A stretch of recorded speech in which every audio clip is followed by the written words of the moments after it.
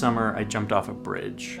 5, 4, 3, 2, 1. Probably 65 feet tall. I've jumped off it probably a dozen times in my life, mostly when I was a teenager, but this time I kind of started to drift a little bit back. And when I hit the water, I felt like pain up my entire back. And then I couldn't walk for a little bit. Yeah, it was pretty bad. So I probably won't jump off that bridge again. But it was fun.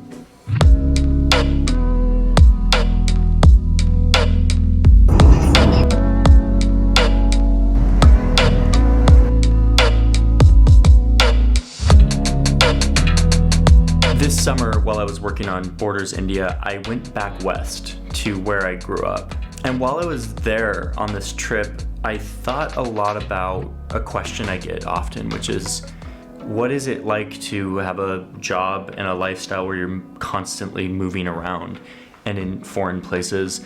And I think I'm starting to develop an answer to that question. So let me tell you the story of this summer and maybe share with you some of the reflections I've had while I was on the road. So I first started in Utah.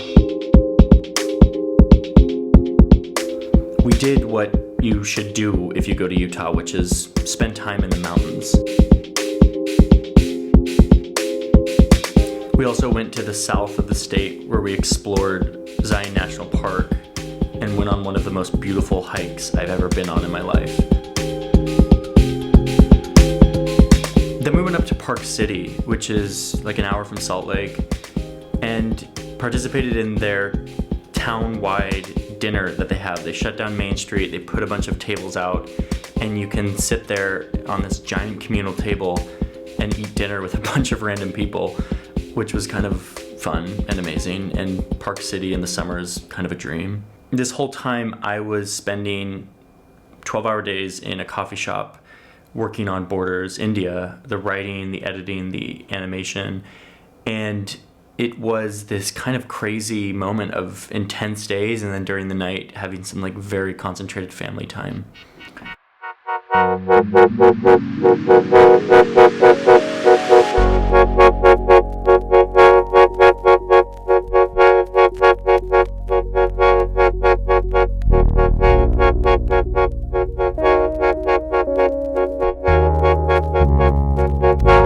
From there, I went down to Reno, Nevada, where I spent a weekend with some of my buddies from college.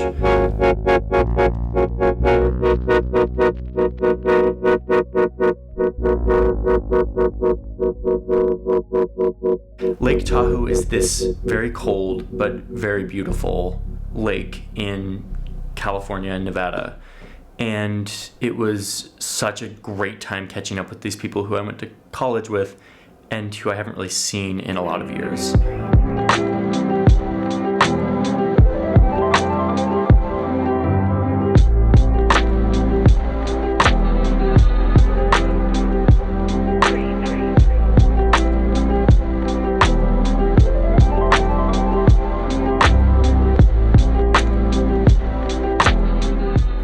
From there, I flew home to Oregon.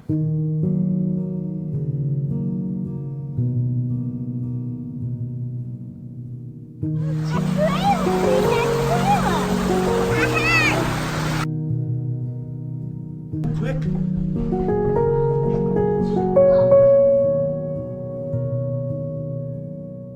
Ashland, Oregon, which is the town I was born in and where I spent the first 19 years of my life.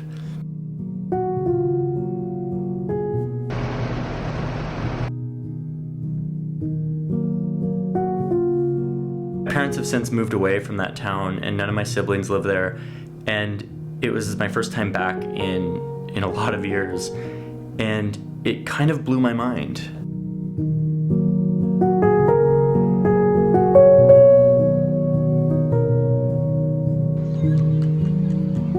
blew my mind to be in this place that I hadn't been in years.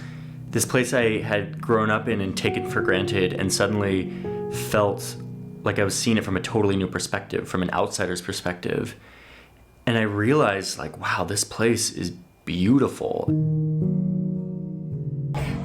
I'm not. Really strange feeling when you experience something that is incredibly familiar, but you have enough distance from it in terms of how much time it's been since you've been there, that it also feels novel. So it's like you're experiencing it for the first time from a new perspective, but it's also incredibly familiar. That is the weirdest feeling of nostalgia meets novelty. And it's intense. It's like an intense feeling, and that's exactly what I was feeling the entire time I was in Ashland.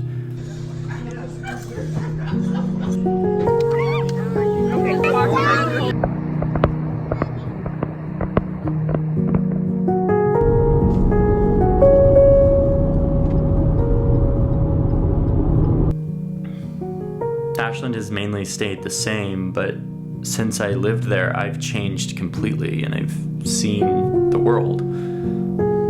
Just on this drive. They walked and walked till the gruffalo said,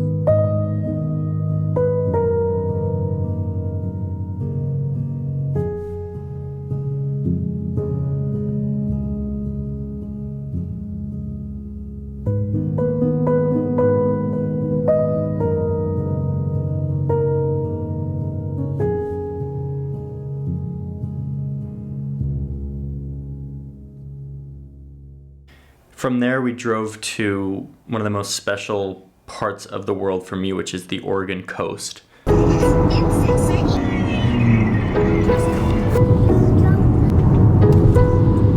Oregon has this big, rugged coastline on the Pacific Ocean, and it just feels so abundant and open.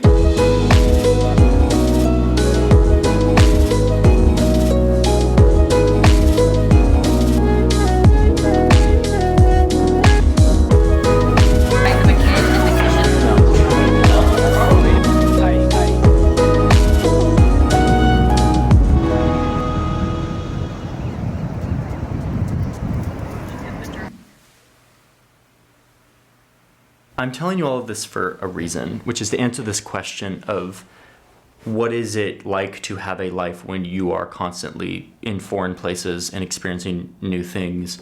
This summer, I filled my tank with these familiar connections. Being out in nature, in familiar landscape, with people that I've known for decades, and connecting with places that have a lot of meaning for me. That was really quieting for my soul. This was a really necessary counterbalance to what had been a year of nonstop going to other unfamiliar places. What this means is, as my little family grows and as I think about my career growing, as I think about things like Borders and this channel and this company we're launching in December, I am going to be thinking about the best, most intentional way to make travel a life-giving and positive experience. It was a good summer overall. Borders published, and I got to be in these beautiful, familiar places, and you can't really ask for more than that.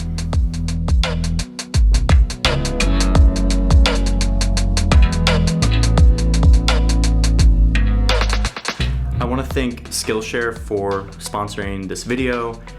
I've talked about Skillshare a lot before because I believe in Skillshare and love Skillshare and believe in the ethos of the brand and the mission of the company. Skillshare, if you don't know what it is an online learning platform where you can browse thousands and thousands of different tutorials that are really high quality and really approachable. Everything from design to video to photography to coding to animation, you can learn whatever you want. There's one course in particular that I really like on Skillshare. It's called Animation for Graphic Designers, which is a really helpful course for learning really elegant ways to move shapes and text to make flat 2D logos or other text elements come to life. The cool thing is you can subscribe to Skillshare for a monthly fee, and you get unlimited access to all of this stuff. If you subscribe to the annual subscription, it's less than 10 bucks a month. Because they're sponsoring this video, you can sign up with my specific link and get 2 months of this for free. So you can try it out and see if it's useful for what you are interested in learning in your day-to-day life. Thank you, Skillshare, for sponsoring this video. Thanks for watching. I will be back with another video soon. I actually have a really fun video lined up that has to do with explaining why Amsterdam has canals. So take a look out for that. All right, have a great day.